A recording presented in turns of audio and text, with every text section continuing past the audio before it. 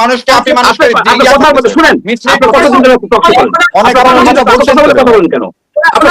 আপনারা মিসলিড করেন কেন? আপনারা একটা ডক্টরেট মানুষ কেন? আপনারা এলএফের কথা বলেন না কেন? এলএফে তো ধর্মনিরপেক্ষতা ছিল, এটা তো বলেন কেন আপনারা? এখানে তো সমস্যা। আপনারা আপনারা আলো দেখেন, আপনারা হোয়াইট লাই বলেন কেন? আচ্ছা,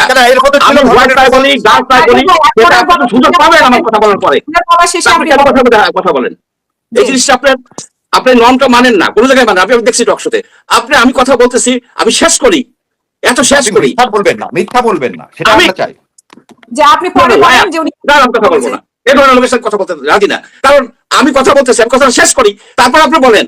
আপনি কাম না করতেছি না তো, আপনার কথা বলতে আমরা কথা বলছি। বলেন বলেন বলেন আপনার কথা শুনি। না আমি বলবো না, আপনি বলেন।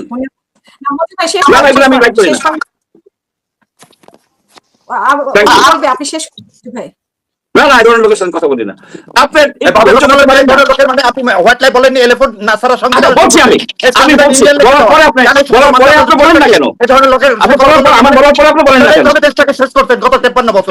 কথা বলেন আমরা দেশটাকে শেষ করেন। এতদিন আপনি ছিল, আপনারা কোথায় ছিলেন এতদিন? না শুনেন, আমি ওনার সাথে কথা বলবো না, আপনি বলেন। কথা বলবেন না। এক বিরাট সত্য বলে খুব গায়ে লাগে না?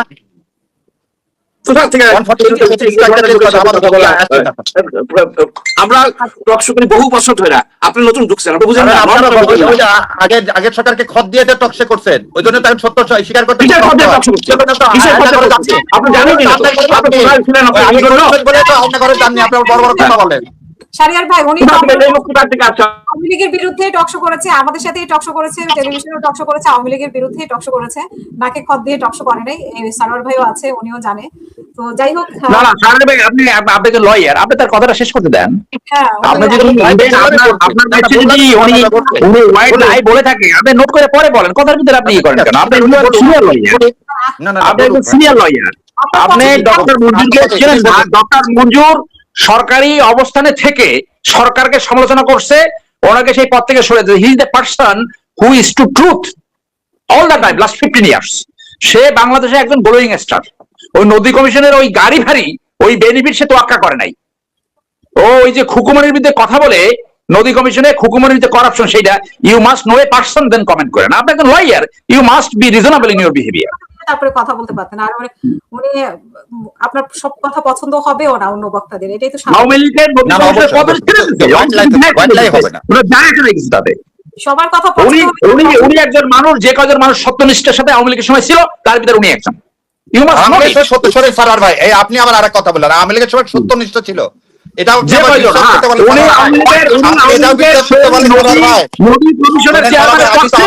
আপনাকে আমি চেয়ারম্যানের পদ ছেড়ে দিয়েছে।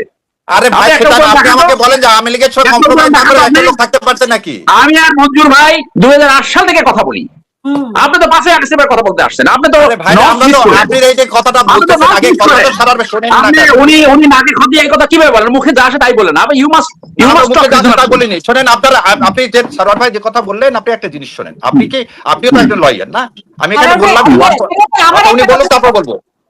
আমার একটা কথা শুনেন শাহরিয়ার ভাই, আপনি যে মন্তব্যটা করছেন, এই মন্তব্যটা করা ঠিক হয়নি। কারণ উনি দীর্ঘদিন থেকে, তারপরে সারোয়ার ভাই দীর্ঘদিন থেকে আওয়ামী লীগের সময় আওয়ামী লীগের মানে বদনাম করছে, আওয়ামী লীগের বকাবকি করছে আমাদের টকশো গুলোতে, টেলিভিশনের টকশো গুলোতে। সেটা আপনি মনে হয় দেখেন নাই, যার জন্য আপনি বলতেছেন। কেউ নাকি সরি যদি বলে থাকি। আচ্ছা, কিন্তু আমার কাছে যতখানি জানা যে আওয়ামী লীগের সময় কম্প্রোমাইজ না করলে কেউ করতে পারেনি। না না না, এটা ভুল। আমাদের আমি কম্প্রোমাইজ করার কথা বলছি গত 15 বছর 2008 সাল থেকে। Do you think so? আমি আওয়ামী লীগের সাথে কম্প্রোমাইজ কথা বলবো না, আমি এই বিষয়ে কথা বলতে চাই। আচ্ছা ঠিক আছে, বলেন চৌধুরী, আপনি আপনার কথাটা শেষ করেন প্লিজ, তারপরে আমি শাহরিয়ার ভাই থেকে শুনে আমরা শেষ করবো। জি প্লিজ, আপনি কি বলতে চেয়েছিলেন? উনি মনে হয় ডক্টর মঞ্জুর চৌধুরী শেষ করে দেন। ঠিক আছে, আমি আসলে এরকম মানে হিটিং একটা একাডেমিক ডিসকাশন হবে এখানে। আপনি দেখেন, আমরা সাধারণ বুদ্ধির লোক, আমাদের ব্রেনের একটা সাইড কাজ করে, দুই সাইড কাজ করে না। আর যারা সব্যসাচী, ব্রেনের দুই সাইডই কাজ করে, তারা র্যান্ডম মুখ চালাইতে পারে, বলতে পারে, কথা বলতে পারে। আমরা তো পারি না। আমরা এই যে দেখেন খেয়ে হারাই ফেলেছি, ভুলে গেছি কি বলতে চাইছিলাম, ভুলে গেছি।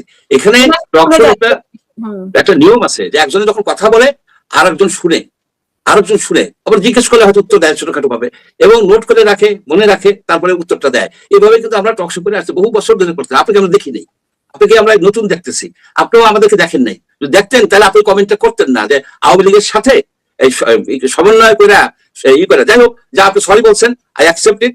আমি আর কথা বলতে চাই না, আর একদিন হয়তো কথা বলা যাবে। আমার খেয়ে হারিয়ে ফেলাচ্ছে। অসংখ্য ধন্যবাদ। ব্যারিস্টার শাহরিয়ার শেষ করবেন প্লিজ। আচ্ছা, আমি প্রথম জিনিসটা যেটা বলছি, সারোয়ার ভাইও যে বললেন, আমার 2-3টা জিনিস আমি একটা একটা করে বলি। ইলিয়াস সাহেবকে কিন্তু কি মৃত্যু মুখে পতিত হইতে হয়েছে, আর সালাউদ্দিন সাহেবকে শিলংয়ে কিন্তু কি রাজপ্রাসাদে থাকতে পারছে। সো দুইটাও কিন্তু, যদি দুইটাই ধরেন, আপনি দুজনকে গুম করা ধরেন, তাহলে দুইটা গুমের প্রকৃতি আলাদা। থার্ড কথা, গত 15 বছর যারা যারা প্রকৃত সত্য উন্মোচন করতে চাইছে, তাদেরকে হয় দেশ ছাড়া হতে হয়েছে, না হলে তাদেরকে গুম করতে হয়েছে। এবার আসেন কনস্টিটিউশনের প্রসঙ্গে। কেন বললাম হোয়াইট লাইট, খুব সুন্দর করে বলি। ধর্ম নিরপেক্ষতা, এদেশের মুসলমানদের, এদেশের স্বাধীনতা যুদ্ধের কোন জায়গায় ধর্ম নিরপেক্ষবাদ সমাজতন্ত্র ছিল না। এদেশে এলএফওর ভিত্তিতে এদেশের 70-এর নির্বাচন হয়েছিল, এবং এদেশের মানুষ, জনগণ কখনোই তাদেরকে এই 70-এর নির্বাচনের প্রতিনিধিদের মাধ্যমে 72 সালে যে কনস্টিটিউশন হলো উইদাউট রেফারেন্ডাম, এই কনস্টিটিউশন ইন্ডিয়ান ক্রাফটেড। এবং এই কনস্টিটিউশন ইন্ডিয়ান ক্রাফটেড, সেটা আমি বহু বই থেকে দেখাই দিচ্ছি। আজকে আপনি 72-এর কনস্টিটিউশন একটা ফ্যাসিবাদের জন্ম দিতে পারে, আর কিছু জন্ম দিতে পারে না। সেই ফ্যাসিবাদের যে জন্ম দেয়, সেই কনস্টিটিউশনকে কেন আঁকড়ায় ধরতে যাবো? আজকে যখন বলতেছেন উনি, কারো কথাগুলো লাগে, আপনি তো মূল ভিত্তি চেঞ্জ করবেন বলে জুলাই সনদে সাইন করলেন। মূল ভিত্তিটা কি আমাদের? আমার মূল ভিত্তিটা হচ্ছে আমাদের ইসলাম। আমরা মুসলমান, আমাদের এখানে ঐক্য ইনসাফের ভিত্তিতে আমাদের একটা কনস্টিটিউশন রাইট লিখিত হবে। সেই কনস্টিটিউশনে কি থাকবে? এই সমাজতন্ত্র থাকবে। জিয়াউর রহমান, শহীদ রাষ্ট্র জিয়াউর রহমান বিসমিল্লাহির রহমানির রহিম খালিদ না, আল্লাহর উপরে আস্থা ও বিশ্বাস কেন ঢুকালেন? সেগুলো কেন 15 অ্যামেন্ডমেন্টে চলে গেল? আজকে আপনিও যেটা বললেন বোন, হ্যাঁ আমরা নতুন আসছি, কারণ আমরা যখন দেখছি যে আসা দরকার তখনই আসছি। আর ভাইরা যে কন্ট্রিবিউশন রেখে গেছে, ওই সাথে অনেকেই বলছে, তবে যতটুকু জানি যে টিভিতে যারা আসছেন বা আপনাদের মাধ্যমে যারা কথা বলতে পারছেন, সবকিছু সবারই অবদান অবশ্যই স্বীকার করতে হবে। আর সবার সবকিছু জানা থাকবে তা না। তো মঞ্জুর ভাই যে কথাটা বলছিলেন 142 দিয়ে কনস্টিটিউশনের বেসিক স্ট্রাকচার চেঞ্জ করা যায় না, উনি বলছেন বেসিক স্ট্রাকচার কেন চেঞ্জ করতে হবে? বেসিক স্ট্রাকচার চেঞ্জ করতে হবে বলে যুদ্ধ, এই 24-এর আন্দোলন, এই 24-এর বিপ্লবটা হয়েছে বেসিক স্ট্রাকচার চেঞ্জ করা নিয়ে। যে বেসিক স্ট্রাকচারের কারণে ফ্যাসিবাদ তৈরি হয়, সেই ফ্যাসিবাদটা কি রুখবো না? একই কনস্টিটিউশনের মধ্যে দিয়ে আরেকটা ফ্যাসিবাদ তৈরি হবে। আর আপনারা যেটা বললেন যে আমার এখানে একটু ভুল হয়েছে এই কারণে আমি ভেবেছি, যেহেতু আপা ওনারা সবাই বলছেন শেষ মুহূর্ত গুলো শেষ হয়ে যাবে, সেই জন্য হয়তো উনি বলে গেলেন, সেই জন্য আমি এটা প্রোটেস্ট করতে চেয়েছিলাম, নাথিং এলস। যে না, এই সংবিধান আস্থা করে ফেলে, কারণ এই সংবিধান বেগম খালেদা জিয়া দেশনেত্রী ছুঁড়ে ফেলে দিতে চেয়েছিলেন। এই সংবিধান আমরা সবাই ছুঁড়ে ফেলে দিচ্ছি 5 তারিখে। আমাদের ভুল, আমরা একটা জাতীয় সরকার করিনি। আমাদের ভুল, এই বিপ্লবকে ধারণ না করে আজকে কনস্টিটিউশনের বাহানা শুনতে হচ্ছে। আর ভাইয়ের কথা, সারোয়ার ভাইয়ের যে কথা বললেন, সারোয়ার ভাই বোধহয় আমার সাথে একমত হবে যে বিপ্লব যারা করছে, যারা ওই সময় টিভিতে আসতেই দেয়নি রে ভাই। আপনি তো বলতেছেন ডাকেন, এখনই ডাকে না, তো আপনার যমুনা টিভি এই ইয়ার সময়, আর আপনি আছেন ওই সময়, আমাদেরকে পান না। আমাদেরকে জায়গা দিবে কে? এখনো জায়গা দেন না। আপনারা তো ভাগ্যবান, আপনাদেরকে জায়গা দেয়, আমাদেরকে জায়গা দেয় না ভাই। সেজন্য আমাদেরকে কথা মাঝে জোরে বলতে হয়, কারণ আমরা এই ফ্যাসিবাদ পুরাই সিস্টেমটার জন্য, একটা দলের জন্য। যেমন একটু আগে প্রথমে প্রশ্ন করছিলেন, আমির জামাত একজনকে ধরলো, সেটা নিয়েও এখন কি হবে? গসিপ চলতে থাকবে। সো সেটা নিয়েও ওয়েস্টার্ন এবং ইস্টার্নের মধ্যে পার্থক্য খোঁজা হবে। এই জায়গায় হচ্ছে আমাদের রাজনীতি চলে গেছে। আপনি বলেন গঠনমূলক রাজনীতি, গঠনমূলক কথা, টকশোয় গঠনমূলক কথা, তাহলে পানির, যেটা আমি খুবই মনোযোগ দিয়ে মঞ্জুর ভাইয়ের কথা শুনতেছিলাম, তাহলে ওই ইন্ডাস্ট্রিটির মতো আমরা বলতাম না যে আমাদের 96 পানি চুক্তি একটা বিরাট পানি চুক্তি হয়ে গেছে। আজ পর্যন্ত দেখলাম না এগুলো নিয়ে কেউ কথা বললো। এই খাল খননের টাকাটা বাজেটে নাই, কোথায় থেকে আসলো? আপনিও তো দেখলাম একটু আগে বললেন যে এই কৃষি কার্ড এবং family card, it is very good. তো ভেরি গুড, আমিও বলতেছি, তো টাকাটা পাবেন কোথায় থেকে বাজেট পাশের আগে? বিয়ন্ড কনস্টিটিউশন সব করে যাচ্ছেন, সব জায়গায় আপনারা জেলা প্রশাসক সবকিছু নিয়োগ করতেছে কনস্টিটিউশনের বাইরে।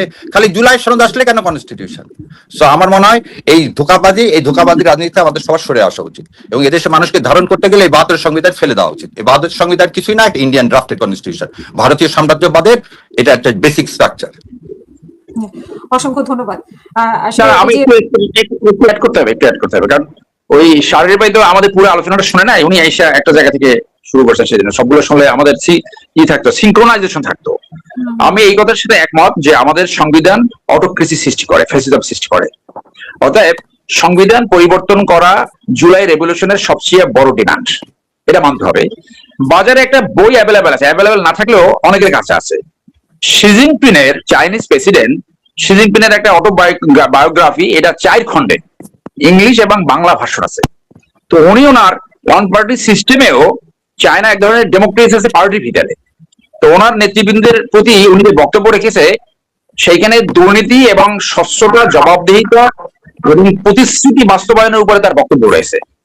সেইখানে তিনি বলেছেন যে জনগণের সামনে যে প্রতিশ্রুতি দেওয়া হবে সেই প্রতিশ্রুতি পালন করতে হবে এবং সেইটার প্রক্রিয়া জানাতে হবে।